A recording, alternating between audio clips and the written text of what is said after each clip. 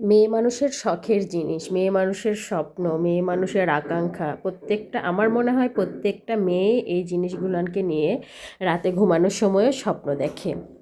ঘুমের মধ্যে স্বপ্ন দেখে কবে আমাদের হবে, কবে বা আমি কিনতে পারবো, এরকম স্বপ্নই দেখে মেয়েরা মনে হয়। কারণ প্রত্যেকটা মেয়েই সংসার সাজাতে, সংসার গুছাতে পছন্দ করে। আমি যেমন পছন্দ করি, আমার মতো সবাই এই রকমই পছন্দ করে। এই যে এই ছেলেটা আমাকে বলছিল যদি ভিডিও করেন বা ছবি তোলেন, ওই দেখেন ওখানে লেখা আছে ছবি তোলা এবং ভিডিও করা সম্পূর্ণ নিষেধ, আর যদিও না শুনে তোলেন তাহলে 200 টাকা জরিমানা।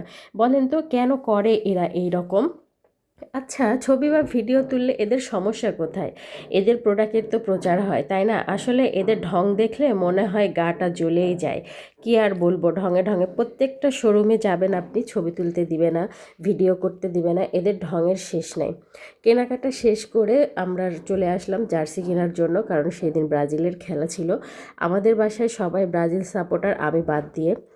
তো আমার বাসায় 4 জন ব্রাজিল সাপোর্টার, আমার 3 ছেলে মেয়ে আর আমার হাজব্যান্ড। তো চলে আসছি ব্রাজিলের গেঞ্জি কেনার জন্য। অনেক যাচাই বাছাই করে এখান থেকে একটা ব্রাজিলের গেঞ্জি নিলাম, ওই যে সাদার মতো দেখতে পাচ্ছেন সেইটা।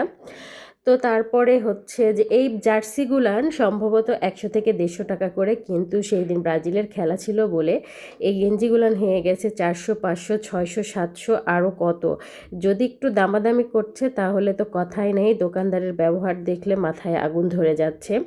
তারপরে যে বাসায় চলে এসেছি, বাসায় এসে বাচ্চাদেরকে দিচ্ছিলাম জার্সিগুলান, যে দেখো কেমন হচ্ছে। আমার ছোট ছেলে তো খুবই খুশি হয়েছে জার্সি পেয়ে।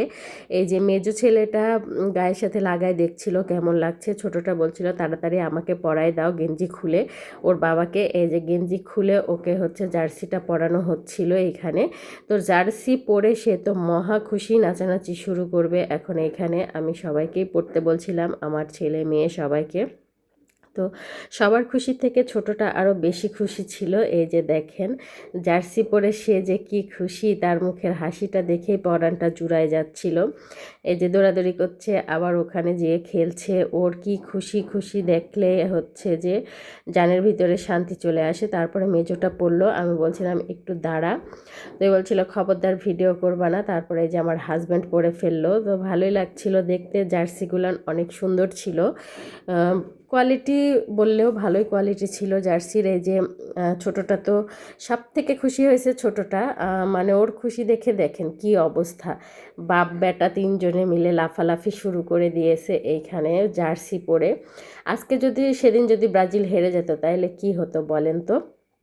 যাই হোক, আপনাদের কাছে ভিডিওটা কেমন লাগলো অবশ্যই কমেন্ট করে জানাবে।